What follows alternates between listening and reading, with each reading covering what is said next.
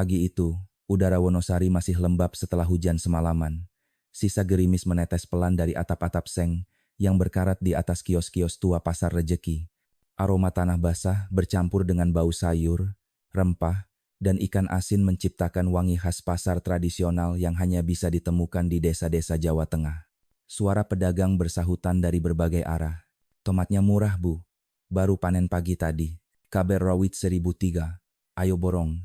Lalu di antara riuh rendah itu, ada satu suara lelaki paruh baya yang sudah sangat dikenal para pembeli setia. Daging segar, Bu. Baru potong subuh tadi. Itulah suara Pak Surya Nugroho, penjual daging sapi yang sudah 20 tahun menempati sudut barat pasar itu. Spanduk lusuh bertuliskan, daging sapi segar Pak Surya, tergantung miring di atas lapaknya.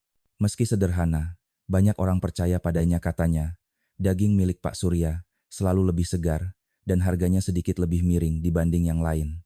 Pak Surya dikenal ramah, tubuhnya agak gemuk, kulit sawo matang, dan senyumnya tak pernah hilang dari wajahnya meski ia harus berdiri dari subuh sampai siang. Celmek abu-abu yang sudah penuh noda adalah ciri khasnya. Setiap pelanggan yang datang, selalu disapanya dengan nada yang sama. Mau yang empuk atau yang gurih, Bu? Ini baru datang dari Jagal. Namun, pagi itu ada sesuatu yang berbeda. Bu Ratna Wijayanti, penjual sayur di kios sebelah, memperhatikan tumpukan daging yang tampak jauh lebih banyak dari biasanya. Bahkan warna daging itu lebih merah gelap, mengilat di bawah lampu neon usang yang menggantung di atas meja kayu. Loh Pak Surya, kok hari ini bawa banyak sekali? Tanya Bu Ratna sambil menata sayur mayur di depannya. Pak Surya menoleh, tersenyum tipis. Ada kiriman tambahan, Bu. Katanya dari luar kota. Rezeki nggak boleh ditolak ya. Bu Ratna hanya mengangguk, walau hatinya terasa sedikit ganjil. Dalam benaknya, stok sebanyak itu biasanya hanya datang menjelang Lebaran atau akhir pekan, bukan di hari Selasa biasa seperti sekarang.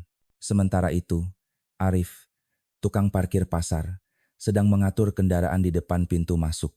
Ia masih muda, baru 28 tahun, tapi sudah dikenal sebagai anak yang sopan dan rajin. Bagi Arif, Pak Surya bukan sekadar pedagang, tapi seperti sosok ayah.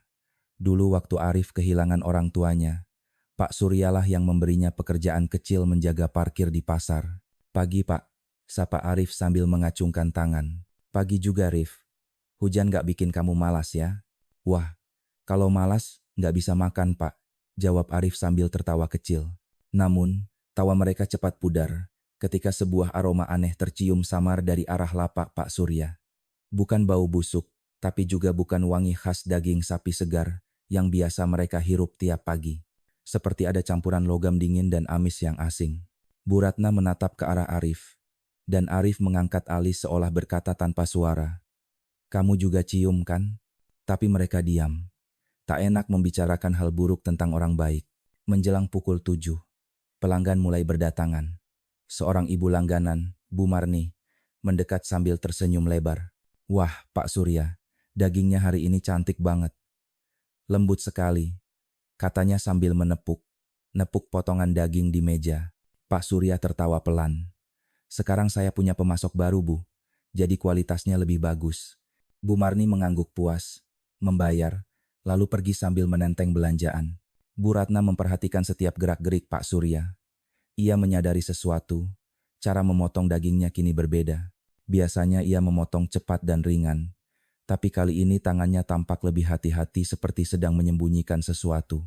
Sementara itu, di kejauhan, awan mendung kembali menebal. Suara petir kecil terdengar dari arah utara, seolah memberi pertanda akan turunnya hujan lagi. Arif berdiri di bawah pohon mangga tua dekat area parkir, memperhatikan bagaimana Pak Surya menurunkan 2 karung putih besar dari bak pikap biru tuanya. Karung-karung itu berat, sangat berat, sampai Pak Surya harus menariknya dengan tenaga penuh. Setelah itu, ia memindahkannya ke gubuk kecil di belakang lapak tempat yang jarang dilihat orang. Dari jauh, Arif sempat melihat pintu gubuk itu ditutup rapat dan dikunci besi. Tumben banget, pagi-pagi udah sibuk di belakang. Gumamnya pelan. Menjelang siang, pasar makin ramai. Suara tawar-menawar bercampur dengan bunyi pisau yang menghantam papan kayu. Tapi di tengah keramaian itu, ada rasa aneh yang tak bisa dijelaskan. Daging Pak Surya tampak terlalu sempurna merah tua, lembut, tanpa lemak berlebih, seolah bukan hasil potongan biasa. Ketika Bu Ratna lewat di depan lapak itu lagi, ia berkata dengan nada hati-hati, "Pak, warnanya kok agak beda, ya? Lebih tua dari biasanya." Pak Surya menoleh sebentar, lalu tersenyum tipis. "Oh, ini bagian dalam, Bu. Justru yang paling enak kalau dimasak rawon." Bu Ratna mengangguk, walau rasa curiganya semakin dalam. Ia tahu warna daging tidak bisa berbohong. Ada sesuatu yang berubah. Dan sore itu, ketika langit mulai gelap, Arif masih melihat Pak Surya membersihkan meja dagangannya. Ia tak langsung pulang seperti pedagang lain.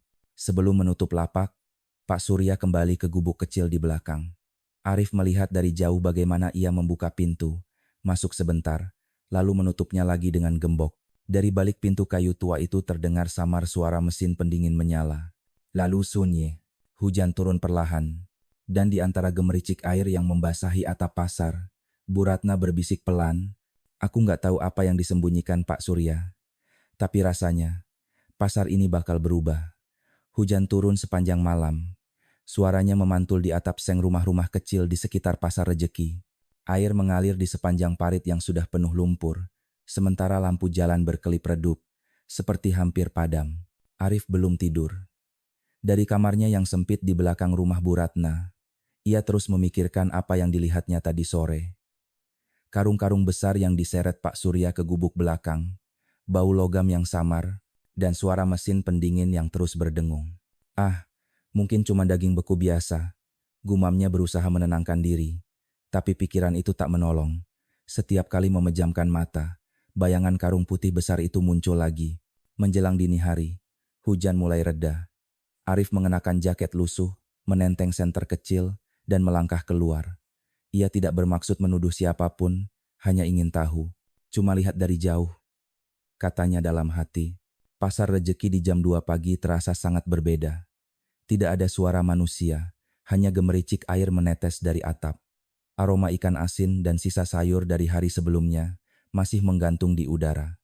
Lampu neon di lorong tengah berkelap-kelip seperti kunang-kunang kelelahan. Arif berjalan pelan di antara kios-kios tertutup, langkahnya nyaris tak bersuara. Dari kejauhan, ia melihat bayangan seseorang di depan gubuk belakang lapak daging. Bayangan itu tidak lain adalah Pak Surya. Lelaki parubaya itu tampak sedang menurunkan sesuatu dari bak pikap birunya. 2 karung besar, persis seperti kemarin. Dengan tenaga penuh, ia memindahkan karung-karung itu ke dalam gubuk, lalu menyalakan lampu di dalamnya. Dari celah papan, cahaya kuning redup memancar keluar, memperlihatkan bayangan gerakan tangan yang cepat seperti sedang memeriksa atau memotong sesuatu. Arif menelan ludah. Ia bersembunyi di balik gerobak kosong dekat warung kopi yang sudah tutup. Hatinya berdebar keras. Apa yang dia lakukan jam segini, pikirnya. Beberapa menit kemudian, terdengar suara benda jatuh dari dalam gubuk. Arif tersentak. Suara itu diikuti oleh aroma yang tiba-tiba menyebar keluar bersama angin malam. Bau besi, dingin, tajam. Ia menutup hidung, tapi rasa penasaran mengalahkan rasa takut. Ketika Pak Surya kembali ke mobilnya untuk mengambil sesuatu, Arif memutuskan mendekat. Ia melangkah perlahan, menahan napas. Salah satu karung di depan gubuk terguling ke tanah. Ujungnya terbuka sedikit. Dari celah itu tampak warna merah tua berkilat. Arif menyorot dengan lampu kecil dari ponselnya. Daging. Tapi potongannya tidak seperti sapi. Uratnya halus, seratnya panjang, dan warnanya lebih pekat dari daging biasa. Arif mundur spontan, napasnya tersengal. "Apa ini?" bisiknya. Belum sempat ia berpikir lebih jauh. Suara langkah kaki terdengar mendekat. Pak Surya muncul dengan senter di tangan. "Siapa di sana?" Suaranya datar tapi tegas. Arif mematikan lampu ponselnya dan berlari ke balik tumpukan peti kosong. Nafasnya tertahan, jantungnya berdetak keras di telinga. Dari celah kecil, ia melihat Pak Surya berdiri di depan gubuk, menyorotkan senter ke sekitar. Lelaki itu berhenti tepat di depan karung yang terbuka. Ia menatapnya beberapa detik, lalu berbisik pelan, "Masih aman." Kemudian, dengan wajah tenang, ia menutup karung itu rapat-rapat dan menyeretnya ke dalam gubuk. Arif menunggu sampai suara langkah kaki menghilang. Saat ia yakin aman, ia berlari keluar pasar secepat mungkin. Bajunya basah oleh hujan dan keringat, tapi pikirannya justru lebih dingin dari udara malam. Keesokan paginya, suasana pasar terasa ganjil. Pedagang datang seperti biasa, tapi ada yang berubah di udara. Para penjual saling berbisik. Mata mereka sesekali melirik ke arah lapak daging Pak Surya. Bu Ratna yang baru saja membuka kiosnya menatap Arif yang tampak gelisah di dekat area parkir. "Rif, kamu kenapa? Mukamu pucat sekali," tanyanya pelan. Arif menggigit bibir. "Bu, semalam saya lihat sesuatu." Bu Ratna berhenti menata sayur. "Lihat apa?" "Pak Surya. Dia datang ke pasar jam 2 pagi, bawa karung besar lagi, dan..." Arif menelan ludah. "Saya lihat isinya, Bu. Daging, tapi bukan daging sapi." Bu Ratna menatapnya lama. Angin pagi berembus lembut, tapi dinginnya terasa sampai ke tulang. "Kamu yakin, Rif?" Arif mengangguk. "Yakin, tapi saya nggak tahu itu daging apa." Mereka berdua diam cukup lama. Di sekitar mereka, suara pasar mulai menggeliat pembeli datang. Pedagang memanggil, kehidupan berjalan seperti biasa. Tapi di hati Bu Ratna, ada sesuatu yang berubah. Siang itu, di warung kopi dekat pintu keluar pasar, Bu Ratna memutuskan bercerita kepada Bu Marni, pelanggan setia Pak Surya. "Bu, saya mau tanya, daging yang ibu beli dari Pak Surya, rasanya beda nggak?" Bu Marni menatapnya bingung. "Beda gimana, Bu?" "Entahlah, saya cuma merasa warnanya agak aneh, lebih gelap. Aromanya juga tidak seperti biasanya." Bu Marni diam sebentar, lalu berkata, "Anak saya malah bilang lebih enak. Empuk sekali. Katanya daging paling lembut yang pernah dia makan." Bu Ratna menatap keluar jendela. Hujan kembali turun, menetes di pinggir genteng. "Kadang, Bu," katanya pelan, "sesuatu yang terasa terlalu baik justru menyembunyikan hal yang tidak seharusnya." Dan di luar sana, Arif berdiri di depan lapak daging yang mulai ramai. Ia menatap Pak Surya yang sedang menimbang pesanan pelanggan dengan senyum tenang. Tapi di balik senyum itu, Arif kini hanya melihat satu hal, misteri. Malam nanti, ia berjanji dalam hati, ia harus tahu kebenarannya. Malam turun perlahan di Wonosari. Udara terasa lembab, langit penuh awan gelap, dan dari kejauhan suara kodok bersahut-sahutan di sawah. Di tengah suasana yang sunyi itu, dua sosok berjalan pelan di antara lorong sempit menuju pasar Arif dan Bu Ratna. Jam menunjukkan pukul 3 dini hari. Pasar Rejeki tampak seperti dunia lain di jam segitu. Semua kios tertutup rapat, lampu-lampu redup menggantung di ujung atap, dan bau tanah basah bercampur aroma ikan yang mulai membusuk dari bak sampah. "Bu, yakin mau ikut? Kalau ketahuan, bisa bahaya," bisik Arif, menoleh ke arah Bu Ratna yang berjalan dengan kain selendang membungkus bahunya. Bu Ratna mengangguk pelan. "Kalau cuma kamu sendiri, nanti dibilang ngarang. Setidaknya kalau kita berdua lihat, kita bisa buktikan." "Buktikan apa?" tanya Arif, suaranya gemetar. "Buktikan apakah kecurigaan kita salah, atau justru benar." Mereka berdua berhenti di balik tumpukan peti buah yang ditinggalkan di dekat pintu belakang pasar. Dari situ, mereka bisa melihat sebagian area lapak daging Pak Surya. Tak lama kemudian, terdengar suara mesin pikap biru dari arah jalan. Lampu sorotnya menembus kabut tipis. Dan tak lama setelahnya, Pak Surya muncul. Ia mengenakan jaket tebal, sarung tangan, dan topi. Dari wajahnya, terlihat kelelahan tapi juga kehati-hatian. Ia turun dari mobil perlahan, membuka bak belakang, dan mulai menurunkan 2 karung putih besar. Setiap karung tampak berat, membuat pundaknya turun naik. "Lihat, Bu," bisik Arif, menunjuk dengan mata. Bu Ratna menelan ludah. Ya Allah, dia benar-benar datang lagi malam-malam begini. Pak Surya memindahkan karung-karung itu ke gubuk kecil di belakang lapaknya. Di tangannya, kunci besi berkilat terkena cahaya senter. Ia membuka gembok, masuk ke dalam, lalu menutup pintu rapat-rapat. Dari celah dinding, cahaya kuning samar terlihat bergetar seolah ada sesuatu yang bergerak di dalam. Mereka berdua menunggu beberapa menit. Suara mesin pendingin terdengar lagi, kali ini disertai bunyi seperti logam bersentuhan dengan meja. Tok, tok, tok. Suara pelan tapi ritmis. Seperti seseorang sedang memotong sesuatu dengan hati-hati. Bu Ratna menggenggam ujung selendangnya. "Arif, aku takut." "Tahan, Bu. Kita cuma lihat. Nggak ganggu." Namun tiba-tiba terdengar suara benda berat jatuh dari dalam gubuk. Bruk, pintu terbuka sedikit. Udara dingin dari dalam ruangan keluar bersama aroma tajam logam yang membuat keduanya spontan menutup hidung. Dalam detik-detik itu, salah satu karung yang belum sempat dibawa masuk terguling ke tanah. Ujungnya robek sedikit. Arif menatap Bu Ratna. Tanpa berpikir panjang, ia melangkah cepat mendekat. "Arif, jangan," bisik Bu Ratna tertahan. Tapi Arif sudah jongkok di depan karung itu. Ia menyorot dengan ponsel kecilnya, yang tampak membuat darahnya seakan berhenti mengalir. Daging berwarna merah tua, lembab, dengan potongan aneh. Seratnya terlalu halus untuk sapi, dan bentuknya seperti bukan dari hewan ternak biasa. Arif membeku. "Bu," suaranya bergetar. Bu Ratna mendekat perlahan. Matanya melebar melihat isi karung itu. "Astagfirullah, itu bukan daging sapi." Belum sempat mereka mundur, terdengar suara langkah berat dari arah belakang. Cahaya senter menyorot langsung ke arah mereka. "Hai, siapa di sana?" Suara itu milik Pak Surya. Arif panik. Ia berdiri cepat, berusaha menutupi karung itu dengan tubuhnya. "Pak, kami cuma lihat karungnya jatuh."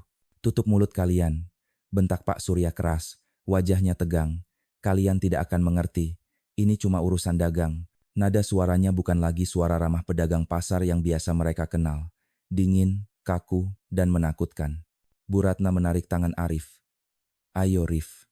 Mereka berdua berlari melewati lorong pasar, menembus hujan gerimis yang baru turun lagi. Di belakang, suara langkah Pak Surya bergema sebentar, lalu hilang. Begitu sampai di jalan utama, Bu Ratna menahan napas, wajahnya pucat. "Arif, aku yakin ada sesuatu yang salah. Daging itu bukan sapi." Arif mengangguk lemah. "Kita harus lapor, Bu." "Tapi, ke siapa?" Mereka berdua terdiam cukup lama. Angin dini hari berembus lembut membawa bau tanah basah. Dari kejauhan, ayam mulai berkokok tanda pagi hampir tiba. "Aku kenal seseorang," kata Bu Ratna akhirnya. "Pak Hendro, petugas keamanan pasar. Dia orangnya hati-hati. Besok pagi kita cerita semua." Arif mengangguk, tapi tanpa mereka sadari, dari kejauhan ada seseorang yang memperhatikan. Seorang lelaki dengan topi hitam berdiri di dekat mobil pickup biru milik Pak Surya. Ia memegang ponsel, berbicara lirih pada seseorang di seberang sana. Kayaknya sudah ada yang tahu. "Bersihkan semua sebelum pagi." Suara mesin mobil terdengar pelan. Pickup itu melaju menjauh dari pasar, meninggalkan jalan yang basah dan sunyi.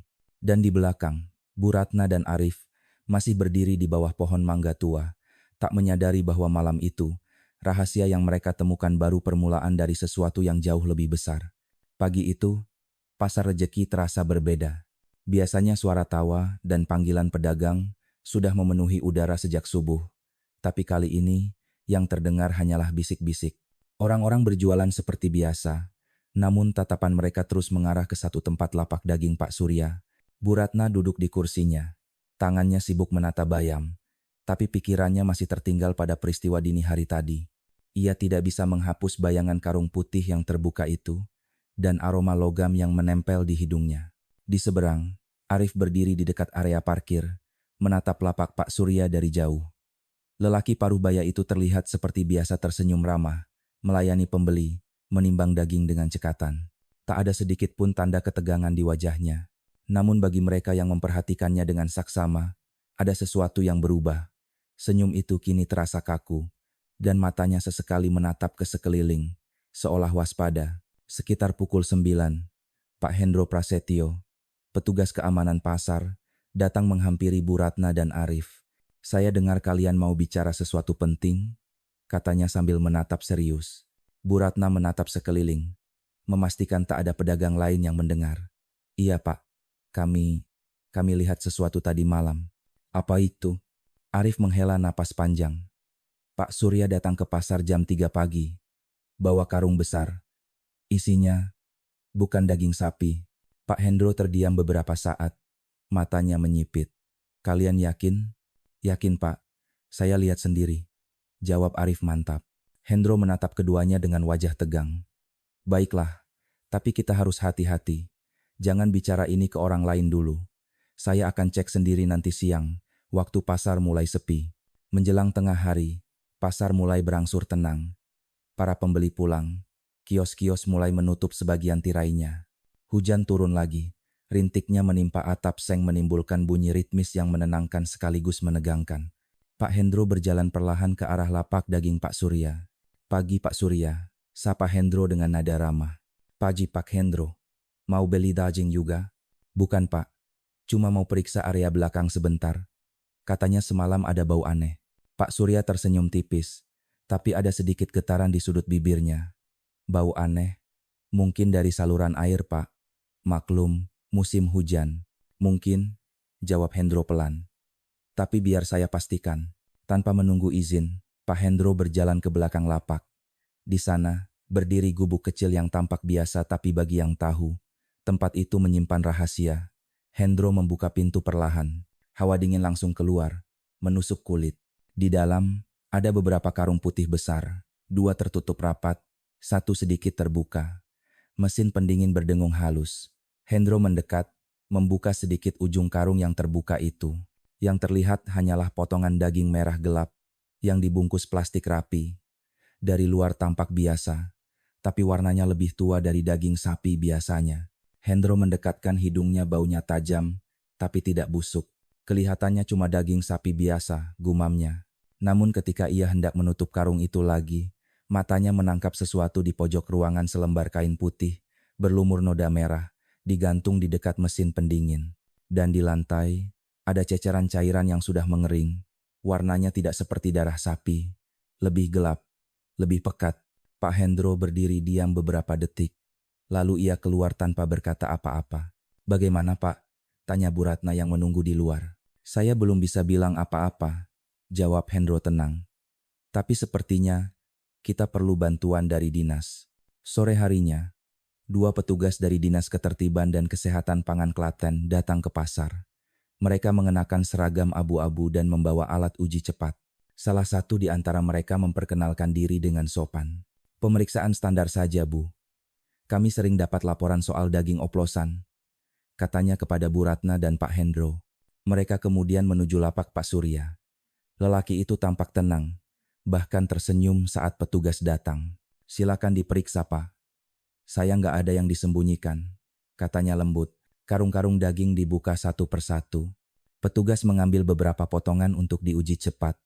Awalnya, semua tampak normal sampai mereka menemukan satu potongan kecil dengan warna lebih pucat dan serat yang berbeda. Petugas pertama menatap rekan kerjanya. "Ini bukan sapi lokal," bisiknya. Rekannya mengangguk. "Tapi saya juga nggak tahu ini daging apa." Bu Ratna yang berdiri agak jauh menatap Pak Surya dengan campuran iba dan ngeri. Lelaki itu hanya menatap balik dengan tatapan kosong, seolah pasrah. "Dari mana daging ini, Pak?" tanya salah satu petugas. "Dari pemasok luar kota, Boyolali," jawabnya datar. "Saya cuma jual, bukan jagal." Petugas mencatat, lalu berkata, "Baik, untuk sementara, izin jual Anda kami tahan dulu sampai pemeriksaan lanjutan selesai." Pak Surya mengangguk pelan. "Silakan, Pak." Ia lalu menatap ke arah lapaknya yang kini dikelilingi orang-orang berbisik. Senyum kecilnya tetap ada, tapi mata itu mata yang dulu hangat kini tampak lelah. Sore menjelang malam, hujan turun lagi. Di rumahnya di Desa Mlese, Bu Sulastri menunggu di beranda. Tubuhnya lemah, selang infus kecil menempel di lengan. Ketika suara langkah kaki suaminya terdengar di halaman, ia tersenyum. "Mas, dari pasar?" "Iya," jawab Pak Surya pelan, sambil duduk di sampingnya. "Mas, aku dengar katanya lapakmu diperiksa, ya?" "Iya, biar saja. Mereka cuma menjalankan tugasnya." Bu Sulastri menggenggam tangannya. "Aku takut Mas terlalu capek cari uang buat aku." Pak Surya tersenyum samar. "Aku cuma ingin kamu sembuh, Las. Nggak ada yang lebih penting dari itu." Di luar, suara hujan semakin deras, menutupi desah napas berat Pak Surya. Ia menatap ke kejauhan, pikirannya jauh. Mungkin pada karung-karung daging yang masih tersisa di gudang kecil di hutan Jatingawen. Dan di sudut rumah, sebuah kunci besi kecil tergantung di dinding. Berkilat terkena cahaya lampu, kunci yang hanya dia tahu fungsinya. Hujan berhenti menjelang subuh. Udara pagi di Desa Mlese terasa lebih dingin dari biasanya. Dari kejauhan, kabut tipis menyelimuti sawah, sementara ayam jantan berkokok bersahut-sahutan. Di rumah sederhana di tepi jalan desa itu, Pak Surya Nugroho duduk diam di beranda. Secangkir kopi hitam mengepul di tangannya. Wajahnya menatap jauh, tapi pikirannya entah kemana. Di dalam rumah, Bu Sulastri masih tidur. Nafasnya tenang, tapi tubuhnya terlihat lemah. Obat-obatan berserakan di atas meja kecil, dan di pojok ruangan, ada kalender yang lingkaran merahnya menandai tanggal penting, jadwal cuci darah berikutnya. Pak Surya menghela napas. Uang hasil dagangnya kemarin sebagian besar sudah habis untuk biaya pengobatan. Kalau aku berhenti, dia bisa apa? Gumamnya pelan. Matanya tertuju pada sebuah amplop coklat di atas meja di dalamnya. Ada nota kecil dengan tulisan tangan. Pesanan khusus Boyolali. Kirim sebelum Jumat. Sementara itu, di kantor Dinas Ketertiban dan Kesehatan Pangan Klaten, dua petugas yang kemarin melakukan inspeksi tampak gelisah. Mereka menunggu hasil laboratorium dari sampel daging yang diambil di lapak Pak Surya. Sekitar pukul 10 pagi, seorang analis pangan bernama Dr. Sari Lestiani keluar dari ruang pemeriksaan dengan wajah serius. Di tangannya, ada map biru berisi laporan hasil uji mikroskopik. Ini hasilnya, katanya kepada kepala bidang. Bagaimana? Ada kandungan berbahaya? Dokter Sari menggeleng pelan. Tidak, tapi ada sesuatu yang aneh. Seperti apa anehnya? Ia membuka lembar laporan dan menunjuk pada bagian hasil identifikasi serat daging. Struktur seratnya tidak cocok dengan sapi, kambing, babi, atau unggas. Kandungan proteinnya terlalu tinggi, dan susunan jaringan ototnya berbeda. Kepala bidang terdiam. Maksudmu? Saya belum bisa memastikan ini daging apa, Pak. Jawab Dokter Sari hati-hati. Yang jelas, ini bukan dari hewan ternak umum. Suasana ruang kantor mendadak hening.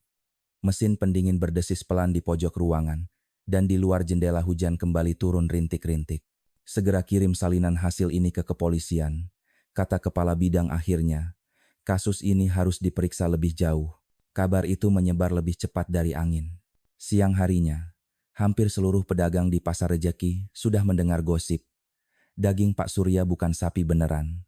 Beberapa pembeli yang biasa langganan kini memilih menjauh. Mereka menatap dari jauh, berbisik-bisik, tapi tak berani mendekat. Katanya, dagingnya bukan dari sapi, Bu, tapi dari hewan entah apa. Bisik seorang pedagang ikan. Ah, masa sih? Tapi kemarin aku beli. Enak banget loh, jawab yang lain sambil menahan rasa takut. Di tengah keramaian itu, Bu Ratna hanya bisa menghela napas. Ia merasa bersalah bukan karena menyebarkan kabar, tapi karena ia tahu semuanya benar. Namun ia juga tidak bisa menutup mata atas apa yang dilihatnya. Arif berdiri di dekatnya, menatap lapak daging yang kini lebih sepi dari biasanya. Bu, saya kasihan lihat Pak Surya, katanya pelan. Tapi, kalau dia memang salah, apa kita harus diam? Bu Ratna menatap anak muda itu dengan mata lembut. Kadang Rif, kebenaran itu bukan soal berani bicara, tapi berani menanggung akibatnya. Mereka berdua terdiam lama, sampai suara sirine kecil terdengar dari kejauhan. Sebuah mobil dinas berhenti di depan pasar. Dua petugas turun, membawa berkas hasil laboratorium dan surat resmi dari dinas. Beberapa menit kemudian, Pak Surya dipanggil ke kantor pasar untuk memberikan keterangan tambahan. Ia datang mengenakan kemeja bersih dan celana hitam. Tak ada kegelisahan di wajahnya, hanya ketenangan yang aneh. Pak Surya, kata salah satu petugas dengan nada sopan, berdasarkan hasil pemeriksaan, daging yang Bapak jual aman dikonsumsi, tapi bukan sapi seperti yang Bapak klaim. Bisa dijelaskan asalnya? Pak Surya menatap lembar hasil itu sebentar, lalu berkata tenang, dari pemasok luar kota, namanya Pak Samsuri. Saya cuma pengecer, Pak. Apakah Bapak tahu pasti daging itu daging apa? Ia menghela napas panjang. Tidak. Yang penting bagi saya, pelanggan senang dan bisa makan. Petugas saling berpandangan. Salah satu dari mereka menulis cepat di kertas laporan. Baik, tapi tanpa bukti legal dan asal daging yang jelas, kami harus menangguhkan izin jual Bapak sementara. Pak Surya hanya mengangguk. Silakan. Ia lalu berdiri dan menatap jendela. Hujan di luar menetes di kaca, membentuk pola seperti garis-garis waktu yang perlahan hilang. Di balik ketenangan itu, hatinya sebenarnya retak. Malamnya, ia pulang ke rumah. Bu Sulastri sudah menunggu di meja makan kecil. Ada semangkuk sayur bening dan nasi hangat. Mas, kamu kenapa diam saja? Tanya istrinya lembut. Cuma capek, Las, jawabnya sambil tersenyum. Hari ini pasar ramai sekali. Orang-orang ngomong yang enggak soal kamu. Ya? Pak Surya menatapnya. Dengar dari siapa? Dari tetangga depan. Katanya, dagingmu diperiksa dinas. Ia menarik napas panjang. Biarlah orang bicara. Aku cuma mau kamu sembuh. Kalau aku harus berhenti jualan, kita makan apa? Bu Sulastri menggenggam tangannya erat-erat. Mas, aku nggak butuh daging atau uang banyak. Aku cuma mau kamu jujur, apapun itu. Ucapan itu membuat dada Pak Surya terasa sesak. Ia ingin berkata sesuatu, tapi bibirnya seakan terkunci. Ketika malam semakin larut, ia duduk sendirian di belakang rumah. Dari kejauhan, suara jangkrik bersahut-sahutan. Pikap birunya terparkir di halaman, ditutup terpal besar. Ia menatapnya lama, lalu bergumam pelan. Orang-orang cuma tahu rasanya, tapi nggak mau tahu asalnya. Dari dalam rumah, suara batuk kecil istrinya terdengar. Pak Surya memejamkan mata, menahan perasaan yang tak bisa ia ceritakan pada siapapun. Di langit, awan gelap menutup cahaya bulan. Dan di antara gemuruh jauh di ufuk, nasib Pak Surya perlahan bergerak menuju sesuatu yang tak bisa ia hentikan lagi. Hujan kembali mengguyur Klaten malam itu. Di kantor kecil Polsek Wonosari, lampu-lampu menyala redup, menyisakan aroma kopi hitam dan kertas lembab.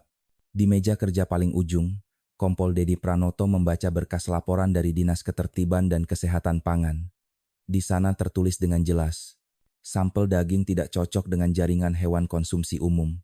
Diperlukan penyelidikan lapangan untuk memastikan sumbernya. Dedi menghela napas panjang. Wajahnya tampak serius. Tapi di balik ketegasannya ada sesuatu yang membuatnya berbeda dari polisi lain. Ia mengenal nama Surya Nugroho sejak dulu. Mereka pernah satu sekolah di SMA Klaten tahun 80-an. Surya, apa yang sebenarnya kau lakukan? Gumamnya pelan. Pintu ruangannya terbuka. Bribtu Wahyu, anak buahnya, masuk sambil membawa map tambahan. Pak, ini hasil laporan lanjutan dari dinas. Mereka juga sudah kirim sampel ke laboratorium provinsi. Bagus, jawab Dedi singkat. Besok pagi, kita ke rumah Pak Surya. Perlu kita tanya langsung dari mana daging itu datang. Sementara itu di rumah desa Mlese, Pak Surya sedang berkemas. Pikap birunya sudah siap di halaman. Di dalam karung yang disimpannya di bak belakang, masih ada beberapa potongan daging yang belum diperiksa siapapun. Ia menutupnya dengan terpal biru, lalu duduk di kursi bambu di depan rumah. Dari dalam, Bu Sulastri memanggil pelan. Mas, kamu mau ke pasar lagi? Pak Surya menatapnya dengan senyum hambar. Enggak Las, ada urusan sebentar di luar kota, cuma sebentar. Urusan apa? Ia diam sejenak, lalu menjawab lirih. Pesanan terakhir. Bu Sulastri memandang suaminya lama. Mas, apapun yang kamu lakukan, jangan sampai bikin kamu hilang dari aku. Pak Surya tersenyum samar, lalu menunduk. Aku janji Las, aku cuma pengen kamu sembuh. Ia kemudian menyalakan mesin mobil dan perlahan melaju meninggalkan rumah. Hujan mulai turun deras, membasahi jalan tanah yang becek. Pagi harinya, 2 mobil polisi berhenti di depan rumah itu. Kompol Dedi turun, mengenakan jas hujan hitam, ditemani Bribtu Wahyu. Pak Jibu, sapa Dedi sopan. Pagi Pak, ada apa? Kami mencari Pak Surya. Beliau ada di rumah? Bu Sulastri menggeleng. Baru saja pergi, katanya keluar kota. Kemana Bu? Saya nggak tahu. Dia jarang cerita sekarang. Dedi menghela napas. Dari balik pintu, matanya menangkap beberapa karung kosong di dapur belakang, dengan bau daging segar yang masih menempel di udara. Wahyu, cek sekitar rumah, perintahnya pelan. Beberapa menit kemudian, mereka menemukan bekas roda mobil menuju arah barat ke jalur menuju Boyolali. Dedi menatap arah itu lama. Kesanalah dia. Sore harinya, di jalan yang menghubungkan Klaten dan Boyolali, pikap biru milik Pak Surya melaju pelan melewati kabut hujan. Ia tahu polisi pasti akan datang mencarinya. Tapi masih ada satu hal yang harus ia lakukan, mengantar pesanan terakhir dari seseorang yang dulu memperkenalkannya pada bisnis ini. Samsuri. Samsuri bukan orang asing bagi Pak Surya. Mereka dulu bekerja di rumah potong hewan yang sama. Tapi setelah tempat itu tutup karena bangkrut, Samsuri tiba-tiba muncul lagi 2 tahun lalu dengan tawaran menggiurkan. Sur, aku punya stok daging dari jalur cepat. Harga miring, kualitas bagus. Kamu tinggal jual saja, untung bersih 2 kali lipat. Awalnya, Pak Surya menolak. Tapi ketika penyakit istrinya memburuk, ia mulai goyah. Sekali mencoba, ia terjebak. Setiap minggu, Samsuri mengirimkan karung-karung besar dengan pikap hitam tanpa tanda. Selalu malam hari, tanpa nota, tanpa pertanyaan. Dan setiap kali Surya bertanya asalnya, Samsuri hanya menjawab, yang penting halal untuk dijual. Jangan tanya dari mana, nanti kamu nggak tenang. Menjelang malam, Pak Surya tiba di sebuah jalan kecil menuju hutan Jati Ngawen di perbatasan Boyolali. Di sana, berdiri gubuk kayu tua dengan lampu kecil menyala redup. Di dalamnya, suara mesin pendingin berdengung. Samsuri sudah menunggu. Ah, akhirnya datang juga, Surya, katanya sambil tersenyum tipis. Aku pikir kamu nggak berani lagi. Saya mau berhenti, Sam, kata Surya langsung. Sudah terlalu banyak yang tahu. Samsuri tertawa pendek. Berhenti. Setelah semua uang itu mengalir, kamu pikir bisa keluar semudah itu? Pak Surya menatapnya dengan mata penuh rasa lelah. Aku cuma pengen hidup tenang, Sam. Aku nggak mau lagi lihat karung-karung itu. Samsuri mendekat, menepuk bahunya keras. Kamu pikir kamu punya pilihan? Kau lupa siapa yang bantu bayar rumah sakit istrimu. Hening. Hanya suara hujan di luar dan dengung mesin pendingin yang menemani mereka. Aku nggak akan kirim lagi, kata Surya akhirnya. Pesanan ini yang terakhir. Samsuri menatapnya tajam, lalu tersenyum miring. Baik, tapi kalau kau buka mulut ke polisi, Surya, bukan cuman kau yang akan hilang. Pak Surya menatapnya lama. Tak ada kata lagi. Ia tahu ancaman itu nyata. Beberapa jam kemudian, di Polsek Wonosari, laporan baru masuk. Pak, sinyal ponsel milik Surya terdeteksi di sekitar perbatasan Boyolali, kata Bribtu Wahyu. Boyolali? Kompol Dedi menatap peta di mejanya. Berarti benar, dia ke arah pemasoknya. Langkah selanjutnya, Pak, kita koordinasi dengan Polsek Boyolali. Ini bukan kasus pasar biasa.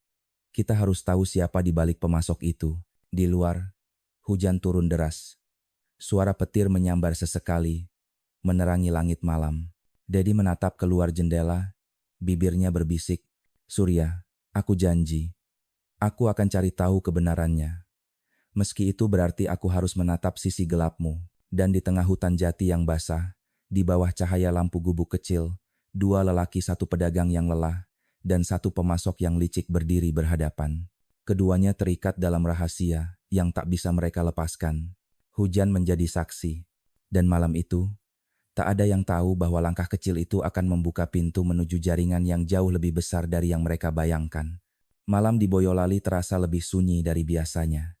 Hujan baru saja reda, meninggalkan aroma tanah basah dan kabut tipis yang menggantung di jalanan sempit antara ladang tebu dan pohon jati. Dari kejauhan, lampu kendaraan menyala pelan, menembus gelap mobil dinas Polsek Wonosari, dikendarai oleh Kompol Dedi Pranoto bersama Bribtu Wahyu dan dua anggota dari Polsek Boyolali. Lokasi sinyal terakhir dari ponsel Pak Surya di sini, Pak, ujar Wahyu sambil menatap layar ponselnya. Dekat hutan jati arah barat. Ada bangunan tua, tambah salah satu anggota lokal. Kompol Dedi mengangguk. Kita dekati pelan-pelan, jangan sampai mereka sadar dulu. Mobil melaju pelan, melewati jalan becek, hingga akhirnya berhenti di depan bangunan kayu berdinding seng. Lampu kuning redup masih menyala dari dalam. Di dindingnya tergantung tulisan pudar. Gudang pakan ternak Jati Asri. Namun, dari suara mesin yang berdengung di dalam, Dedi tahu itu bukan gudang pakan ternak biasa. Ia memberi isyarat. Matikan lampu, kita jalan kaki dari sini. 4 orang itu bergerak diam-diam. Mereka bersembunyi di balik semak, mendekati pintu belakang. Dari celah dinding, terlihat 2 orang sedang mengangkat karung putih besar ke dalam ruang pendingin. Salah satunya, Kompol Dedi mengenali wajah itu. Surya, bisiknya. Lelaki paruh baya itu tampak letih, tapi matanya kosong. Di sebelahnya berdiri pria lain yang lebih tinggi dan berwajah keras, Samsuri. Ia memberikan perintah dengan nada tegas. Cepat, besok truk dari Solo datang. Semua harus siap sebelum subuh. Kompol Dedi menatap dengan tegang. Wahyu, siapkan kamera. Kita rekam dulu. Jangan bergerak sebelum ada sinyal. Bribtu Wahyu menyalakan kamera kecil dan mulai merekam aktivitas di dalam gudang. Tumpukan karung besar, freezer besar berlogo luar negeri, dan meja logam panjang dengan alat pemotong industri. Semuanya tampak seperti operasi resmi, tapi tidak ada tanda izin, tidak ada dokumen, tidak ada identitas. Dedi berbisik, Ini bukan hanya bisnis pasar, ini pabrik. Di dalam gudang, suasana dingin menusuk. Bau logam bercampur udara lembab membuat napas terasa berat. Pak Surya sedang menimbang potongan daging terakhir. Sementara Samsuri menulis di buku catatan tebal. "Berapa stok malam ini?" tanya Samsuri tanpa menatap. "4 karung," jawab Surya pelan. "Bagus. 2 kirim ke Solo, 2 ke Yogyakarta. Dan jangan lupa, bersihkan sisa sebelum pagi." Pak Surya menatapnya. "Sam, aku mau berhenti. Ini sudah terlalu jauh." Samsuri meletakkan bolpoinnya, menatap tajam. "Kamu pikir kamu bisa keluar? Semua orang yang berhenti hilang." Surya menelan ludah. "Aku nggak mau uangnya lagi. Aku cuma mau hidup tenang." "Tenang?" Samsuri tertawa dingin. "Kamu pikir hidupmu bisa tenang setelah ini? Semua orang di pasar tahu namamu, Surya. Kalau aku jatuh, kamu ikut jatuh." Suara mesin pendingin makin keras, menenggelamkan ketegangan di antara mereka. Dari luar, Kompol Dedi memberi isyarat kepada timnya. "Sekarang, masuk." Pintu gudang didobrak keras. "Polisi, jangan bergerak," teriak Dedi. Samsuri langsung menoleh, matanya membelalak. Pak Surya tersentak, menjatuhkan timbangan dari tangannya. Dalam sekejap, 3 polisi masuk, mengarahkan senjata ke arah mereka.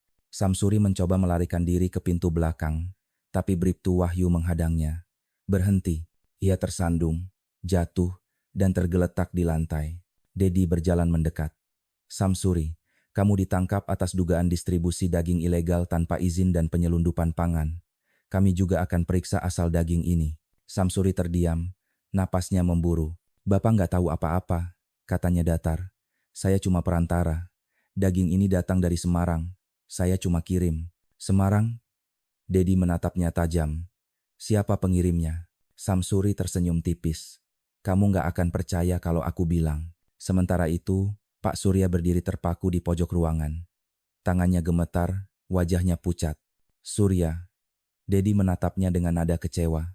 "Kenapa kamu, Sur?" Pak Surya tidak menjawab. Ia hanya menunduk.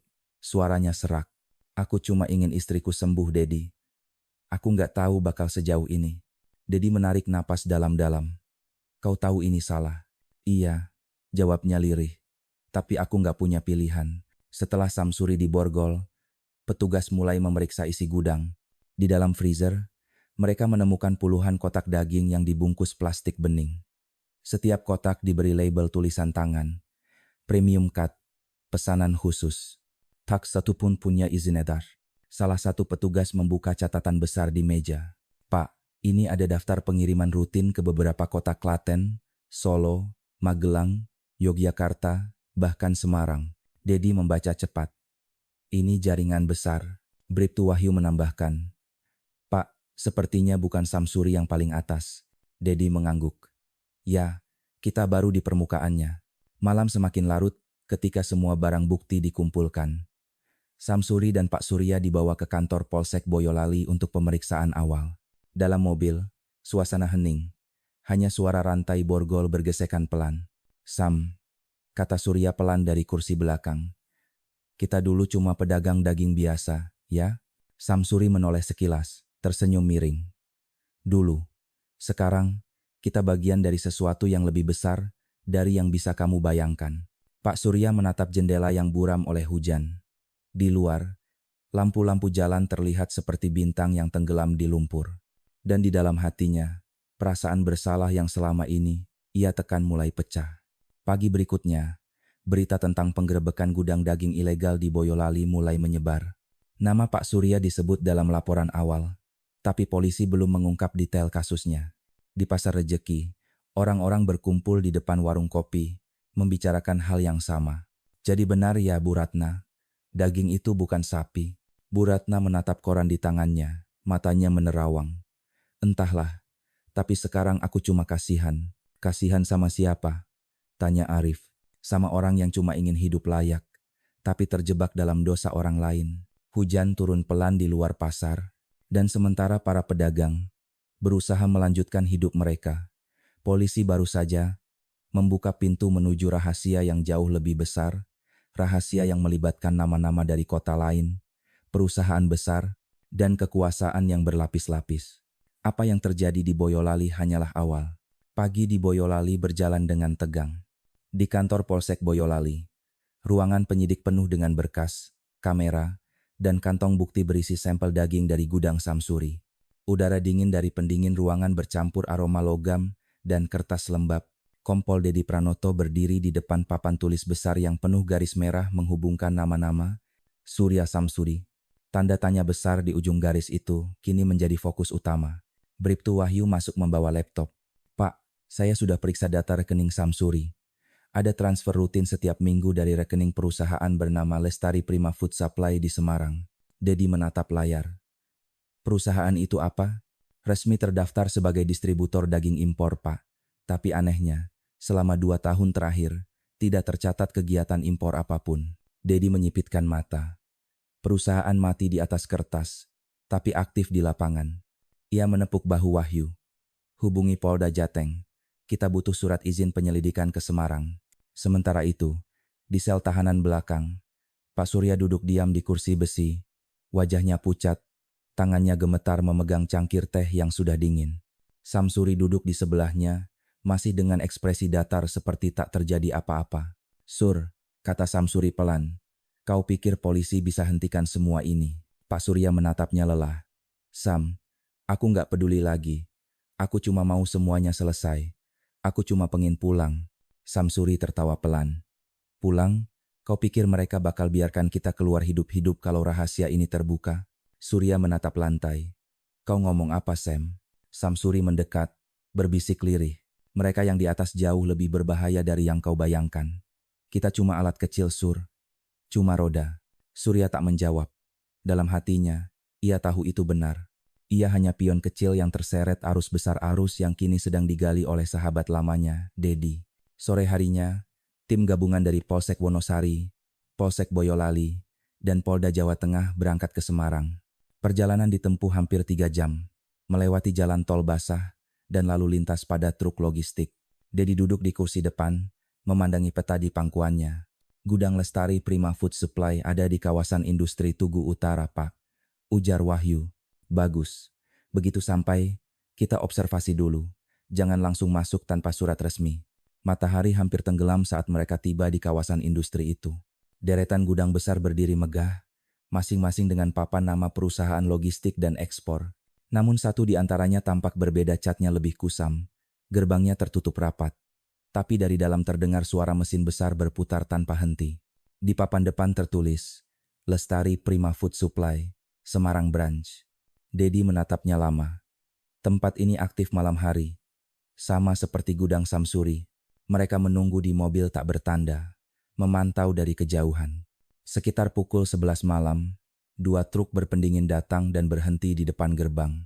Beberapa orang keluar memakai rompi logistik tanpa logo perusahaan.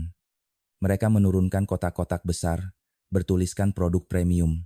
Catat plat nomornya, perintah Dedi. Wahyu menulis cepat. Plat ini, Pak, sama dengan truk yang digunakan di Boyolali. Dedi mengangguk. Berarti benar, ini pusatnya. Keesokan paginya, tim kembali ke lokasi membawa surat izin penggeledahan dari Polda Jawa Tengah. Petugas keamanan sempat menolak, tapi setelah diperlihatkan surat resmi, mereka membuka gerbang besar itu. Begitu pintu gudang terbuka, hawa dingin segera menyergap. Di dalam, deretan mesin pemotong industri dan freezer raksasa memenuhi ruangan. Ratusan kotak pendingin tersusun rapi. Sebagian diberi label pengiriman ke berbagai kota di Jawa Tengah dan Jawa Timur. Ya Tuhan, gumam salah satu petugas. Ini bukan gudang pedagang kecil. Ini sistem. Dedi berjalan ke meja administrasi di sudut ruangan. Di sana, ia menemukan tumpukan dokumen dan komputer yang masih menyala. Ia memerintahkan tim siber untuk segera memeriksa data di dalamnya. Tak lama kemudian, seorang anggota tim berseru, "Pak, lihat ini." Di layar, terlihat daftar pengiriman digital lengkap dengan kode tanggal, jumlah tonase, dan nama-nama penerima. Salah satunya, R. Nugroho, Klaten. Yang lainnya, S. Murti Solo, M. Haryono, Yogyakarta, dan lusinan nama lain yang tersebar di berbagai kota. Ini jaringan distribusi ilegal berskala provinsi, kata Dedi pelan. Siapa pemiliknya? Tanya Wahyu. Seorang staf logistik yang berhasil diamankan menjawab terbata-bata. Pemiliknya, Pak Leo, Pak Leonardo Tanwijaya. Nama itu membuat ruangan mendadak sunyi. Beberapa jam kemudian, Leonardo Tanwijaya tiba di lokasi bersama pengacaranya. Lelaki berusia 45 tahun itu berpenampilan rapi, dengan jas abu-abu muda dan sepatu mengilap. Ia tampak tenang, meskipun dikelilingi polisi dan wartawan. "Bapak ini pemilik perusahaan?" tanya Dedi. Leonardo tersenyum tipis. "Betul, tapi saya tidak mengerti kenapa tempat saya digerebek. Kami punya izin lengkap. Kalau begitu, jelaskan kenapa tidak ada catatan pembelian bahan baku dari peternak resmi selama 2 tahun terakhir." Leonardo menatap lurus, suaranya dingin. "Karena saya tidak membeli dari peternak lokal. Saya membeli dari pemasok independen. Kami menyebutnya jalur cepat." "Pemasok independen? Siapa namanya?" tanya Dedi. Leonardo terdiam sejenak, lalu menjawab pelan. "Samsuri." Dedi mengerutkan kening. "Samsuri sudah kami tahan semalam. Ia bilang daging ini bukan impor, tapi produksi lokal.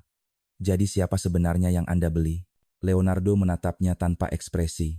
"Komisaris, di dunia bisnis, kadang yang penting itu hasilnya, bukan asalnya." Ucapan itu membuat ruangan hening. Dedi menatapnya lama, lalu berkata tegas, "Mulai hari ini, Anda ikut kami ke Polda Jawa Tengah." Sore itu, berita besar mengguncang Jawa Tengah. Judul-judul di televisi dan media online muncul serempak. Polisi gerebek gudang daging misterius. Di Semarang pengusaha besar Leonardo Tanwijaya diperiksa. Di Pasar Rejeki, orang-orang berhenti berjualan sejenak, menatap layar televisi di warung kopi.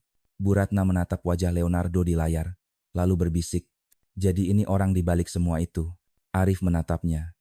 "Berarti Pak Surya cuma korban ya, Bu?" Bu Ratna mengangguk pelan. "Kadang orang kecil hanya menanggung kesalahan orang besar."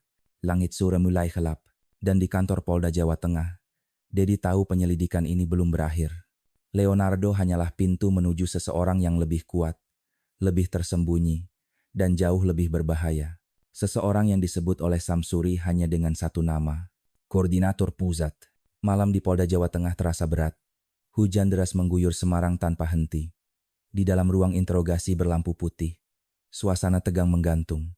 Di balik meja besi, Kompol Dedi Pranoto duduk berhadapan dengan pria berjas abu-abu yang kini tampak lebih lelah dari biasanya, Leonardo Tanwijaya. Di depannya tergeletak tumpukan dokumen, laporan keuangan, daftar pengiriman, dan foto gudang beku yang mereka temukan kemarin. Dedi membuka map perlahan. "Bapak Leonardo, semua ini bukti cukup kuat. Tapi saya ingin dengar langsung dari Anda. Daging yang Anda distribusikan dari mana asalnya sebenarnya?" Leonardo menarik napas dalam-dalam. Tatapannya kosong, tapi tenang. "Saya hanya meneruskan pesanan, Pak. Semua sudah diatur dari pusat." "Pusat?" Dedi menyipitkan mata. "Maksud Anda, koordinator pusat?" Leonardo menatapnya, lalu tersenyum tipis. "Jadi kalian sudah dengar juga nama itu?" "Nama itu muncul dari Samsuri," jawab Dedi tegas. "Dia bilang semua keputusan ada di tangan koordinator pusat." "Siapa orang itu?" Suasana ruangan hening. Hanya suara hujan menetes di atap dan jam dinding berdetak perlahan. Leonardo menatap berkas di depannya lama sekali, sebelum akhirnya berkata pelan, "Kalau saya sebut namanya, hidup saya selesai. Tapi kalau saya diam, kalian tidak akan pernah tahu siapa yang benar-benar mengendalikan semua ini." Dedi mencondongkan tubuh. "Anda sudah sejauh ini, Pak Leo. Anda tahu, kalau terus bungkam, Anda akan jadi kambing hitam." Leonardo menatapnya lama, lalu berkata pelan tapi jelas, "Namanya Dr. Laksamana Dirga, mantan pejabat Dinas Perdagangan Daerah. Sekarang dia bekerja sebagai konsultan bisnis pangan lintas provinsi. Semua izin, semua dokumen impor, semua surat pengiriman palsu, keluar lewat tangannya." Ucapan itu membuat Dedi terdiam sejenak. Nama itu tidak asing. Ia pernah melihatnya di berita tokoh berpengaruh yang dikenal jujur dan dihormati. Tapi kini, ternyata dia otak di balik jaringan daging gelap yang mengguncang Jawa Tengah. Dedi menatap Leonardo tajam. "Apa Anda punya bukti?" Leonardo mengangguk. "Ada catatan transfer rutin setiap minggu dari rekening perusahaan fiktif di Jakarta, namanya Central Agro Supply. Semua dana distribusi mengalir ke sana." Bribtu Wahyu yang duduk di sisi ruangan langsung mengetik cepat di laptopnya. "Pak, benar. Perusahaan itu tercatat sebagai alamat virtual di Kuningan, Jakarta Selatan. Tidak ada kantor fisik, Dedi berdiri. Berarti dia mencuci uang lewat jaringan distribusi ini. Leonardo menunduk, suaranya berat. Saya tidak pernah tahu dari mana daging itu datang. Saya cuma pastikan pengiriman lancar dan pelanggan puas. Tapi lama-lama, saya sadar, daging itu bukan daging biasa. Strukturnya berbeda, seratnya terlalu halus. Tapi saya sudah terlalu dalam untuk berhenti. Ia memejamkan mata. Setiap malam, saya takut tidur. Karena saya tahu sesuatu yang besar sedang berjalan, dan saya cuma bayangan kecil di dalamnya. Beberapa jam kemudian, Pak Surya duduk di ruang tahanan bawah, menatap dinding dingin yang lembab. Ia baru saja menerima kabar bahwa gudang di Semarang digerebek dan nama besar Leonardo sudah ditahan. Berarti semua sudah berakhir. Gumamnya pelan, namun hatinya tidak tenang. Ia memikirkan Bu Sulastri, istrinya, yang kini sendirian di rumah. Ia tahu, cepat atau lambat, berita tentang dirinya akan sampai ke telinga istrinya, dan itu akan menghancurkan hatinya. Langkah sepatu terdengar dari koridor. Kompol Dedi masuk ke ruang tahanan, berdiri di depan jeruji. Surya, panggilnya lembut. Pak Surya menatap, matanya berkaca-kaca. Dedi, kau datang. Ya, aku baru selesai interogasi Leonardo. Kami sudah tahu siapa otaknya. Siapa? Seorang pejabat besar. Namanya Dr. Laksamana Dirga. Dia yang mengendalikan semuanya dari atas. Pak Surya menatap lantai. Jadi benar kata Samsuri. Semua ini bukan cuma soal uang. Dedi mengangguk. Ini sistem Sur. Dan sistem ini sudah berjalan lama. Hening beberapa saat. Pak Surya kemudian berkata lirih. Dedi, kalau aku boleh minta satu hal. Apa itu? Tolong jaga istriku. Jangan biarkan dia tahu semua ini dari orang lain. Aku masih pengen dia ingat aku sebagai suami yang berjuang, bukan penjahat. Dedi terdiam, menatap wajah tua sahabat lamanya itu. Aku yang ngisur. Malamnya, di rumah kecil di desa Mlese, Bu Sulastri duduk di teras sambil mendengarkan suara hujan. Dari radio kecil, berita sore berkumandang pelan. Kasus daging misterius Boyolali, Klaten, Semarang terus berkembang. Polisi menyebut nama baru sebagai otak jaringan, mantan pejabat dinas, Dr. Laksamana Dirga. Tangan Bu Sulastri gemetar. Ia mematikan radio, menatap kosong ke jalan. Air matanya jatuh perlahan. Ia tahu, nama suaminya tidak disebut, tapi hatinya tahu semuanya. Ia menatap foto lama mereka berdua, di dinding surya muda, dengan senyum hangat dan mata penuh harapan. Aku tahu kamu cuma ingin aku sembuh, Mas, bisiknya. Tapi bukan begini caranya. Hujan makin deras. Dan di kejauhan, suara petir menggema seolah menutup babak lama dalam hidup mereka. Sementara itu, di kantor Polda Jawa Tengah, Kompol Dedi menatap layar besar di ruang briefing. Peta besar Jawa Tengah terpampang, dengan garis merah menghubungkan Klaten, Boyolali, dan Semarang. Kini satu titik baru muncul di bagian utara. Jakarta, Kuningan. Ia menatap timnya. Kita belum selesai. Leonardo sudah bukan nama otaknya. Tapi kita harus pastikan satu hal, jaringan ini tidak hanya di Jawa Tengah. Kita ke Jakarta. Bribtu Wahyu mengangguk tegas. Siapa? Kita temukan dia. Di luar, langit malam Semarang menyala oleh petir. Dan di dalam hati Kompol Dedi, satu tekad mulai tumbuh. Kasus ini tidak boleh berhenti di tengah jalan. Karena yang mereka hadapi bukan sekadar pelanggaran, tapi dosa sistemik yang menyelimuti negeri. Langit Jakarta sore itu berwarna abu-abu pekat. Hujan baru berhenti, tapi jalanan masih basah dan macet oleh antrean kendaraan. Di antara deru mesin dan klakson, sebuah mobil hitam, tanpa tanda berhenti di depan gedung perkantoran mewah di kawasan Kuningan, Jakarta Selatan. Kompol Dedi Pranoto turun perlahan, diikuti oleh Bribtu Wahyu dan dua anggota dari unit reskrim Polda Metro. Di tangannya, ia membawa surat perintah penggeledahan dan penangkapan atas nama Dr. Laksamana Dirga, konsultan perdagangan pangan dan mantan pejabat Dinas Perdagangan Jawa Tengah. Dedi menatap gedung itu tinggi, bersih, tenang. Tidak ada tanda-tanda kejahatan di balik kaca berkilau. Kadang kejahatan paling besar justru bersembunyi di tempat paling rapi. Gumamnya. Mereka masuk ke lobi. Resepsionis muda menyambut dengan senyum sopan. Selamat sore. Ada yang bisa saya bantu? Kami dari kepolisian.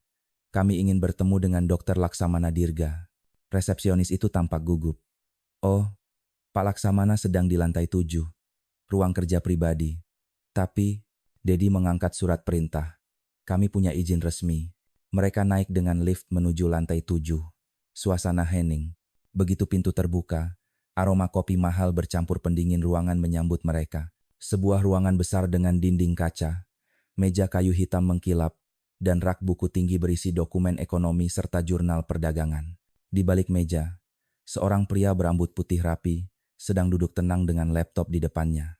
Dr. Laksamana Dirga tubuh tegap, wajah intelektual, namun mata tajam penuh kendali. Ia menutup laptopnya perlahan begitu melihat mereka. Kompol Dedi Pranoto, katanya datar. Akhirnya sampai juga kalian. Dedi menatapnya dengan dingin. Anda sudah tahu kami datang? Saya tahu semua yang terjadi di Jawa Tengah. Leonardo ditangkap, Samsuri buka mulut, dan Roni menyerah. Jalannya terlalu mudah untuk saya tidak tahu. Jadi memang Anda yang mengatur semuanya, kata Dedi pelan. Dokter Laksamana berdiri, berjalan ke arah jendela. Saya tidak mengatur. Saya hanya menciptakan sistem yang berjalan lebih efisien daripada birokrasi negara. Dengan menjual daging tanpa izin, dengan memanipulasi data kesehatan pangan, bentak Dedi. Laksamana menoleh, matanya dingin. Negara tidak mampu memberi makan rakyatnya dengan harga layak. Saya hanya memperbaiki rantai pasokannya. Hukum kadang terlalu lambat untuk kebutuhan manusia, dan Anda sebut itu memperbaiki. Ya, dalam ekonomi, yang penting bukan legalitas, tapi efisiensi. Wahyu menatapnya dengan gusar. Bapak sadar daging yang dijual sebagian besar tidak layak konsumsi? Laksamana tersenyum samar. Semua makanan di pasar tidak sepenuhnya layak, nak. Hanya beda siapa yang punya izin untuk menyebutnya aman. Dedi menatap tajam. Jadi Anda menganggap hukum hanya permainan. Saya anggap hukum sebagai kesepakatan, dan saya menciptakan kesepakatan baru. Suasana menjadi tegang. Dedi mengeluarkan map berisi bukti. Ini bukti transfer dari perusahaan fiktif Central Agro Supply ke rekening Anda. Juga hasil forensik digital dari server di kantor Semarang. Semua mengarah ke Anda. Dr. Laksamana menatapnya sejenak, lalu tersenyum tenang. Kalau begitu, saya tidak perlu menjelaskan lagi. Kalian sudah menang. Ia menurunkan tangannya perlahan, menyerahkan diri tanpa perlawanan. Tapi percayalah, komisaris, kalian tidak menyelamatkan apapun. Sistem ini tidak mati karena satu orang. Sudah ada ratusan Laksamana lain di luar sana. Dedi menatapnya tajam. Tapi hari ini, satu sudah berhenti. Beberapa jam kemudian, kantor Polda Metro Jaya dipenuhi wartawan. Sorotan kamera, mikrofon, dan suara reporter menggema di halaman. Polisi berhasil menangkap Dr. Laksamana Dirga, otak di balik jaringan distribusi daging ilegal lintas provinsi. Dalam ruang tahanan, Dr. Laksamana duduk di kursi logam, memandangi foto kecil di dompetnya dirinya bersama keluarga dan sekelompok pejabat di masa lalu. Ia tersenyum kecil. Dunia ini tak pernah berubah, hanya berganti pemain. Sementara itu, di Klaten, kabar penangkapan besar itu sampai ke telinga warga. Di Pasar Rejeki, suasana ramai. Bu Ratna menatap layar televisi kecil di warung kopi sambil menatap foto Pak Surya yang kini terpajang di papan pengumuman pasar dengan tulisan, "Dagingmu dulu memang segar, tapi hatimu lebih jujur." Arif duduk di sampingnya, menunduk. "Bu, Pak Surya nggak jahat kan?" Bu Ratna menggeleng pelan. "Nggak, nak. Kadang orang baik cuma salah langkah. Tapi langkah itu bisa menghancurkan seluruh dunia kecilnya." Ia menatap langit mendung di luar. "Yang penting, kita belajar dari kejujurannya di akhir." Beberapa hari kemudian, di rumah kecil desa Mlese, Bu Sulastri menerima surat dari kantor polisi. Amplopnya sederhana. Isinya hanya selembar kertas bertuliskan tulisan tangan. "Maafkan aku, Sulas. Aku sudah salah jalan. Tapi aku tenang karena tahu kau masih ada di dunia yang bersih. Aku cuma ingin kau hidup lebih lama dari rasa bersalahku. Surya." Air mata menetes di pipi Bu Sulastri. Ia menatap keluar jendela. Langit pagi tampak cerah untuk pertama kalinya, setelah berhari-hari hujan. Seminggu kemudian, konferensi pers nasional diadakan di kantor Kementerian Perdagangan Jakarta. Kompol Dedi berdiri di depan podium, menyampaikan hasil penyelidikan terakhir. Jaringan distribusi ilegal yang dikendalikan oleh Dr. Laksamana Dirga telah beroperasi di 12 kota dan menembus hingga Jawa Timur. Ratusan ton daging ilegal berhasil diamankan. Tapi pelajaran terpenting bukan tentang hukum, melainkan tentang nilai kemanusiaan di balik setiap profesi. Di akhir konferensi, Dedi menatap kamera dengan nada pelan namun tegas. Kejujuran mungkin tidak membuat kaya, tapi kebohongan, cepat atau lambat, selalu menuntut harga. Beberapa bulan berlalu. Pasar rejeki kini kembali tenang. Lapak daging Pak Surya kosong, tapi warga sepakat tidak menutupnya. Di atas meja lapak itu, Bu Ratna meletakkan papan kayu kecil bertuliskan tangan. Kejujuran adalah rasa termahal di dunia. Arif berdiri di sebelahnya, menatap papan itu dengan mata berkaca-kaca. Bu, kalau nanti aku buka lapak sendiri, boleh aku pakai kata-kata itu? Bu Ratna tersenyum. Boleh nak, tapi ingat jangan cuma ditulis, dijalani. Suara pasar kembali ramai, anak-anak berlari, dan aroma rempah memenuhi udara. Kehidupan berjalan lagi tapi kini, setiap potongan daging, setiap transaksi, membawa makna baru bagi warga Wonosari, bahwa rasa paling mahal di dunia adalah kejujuran.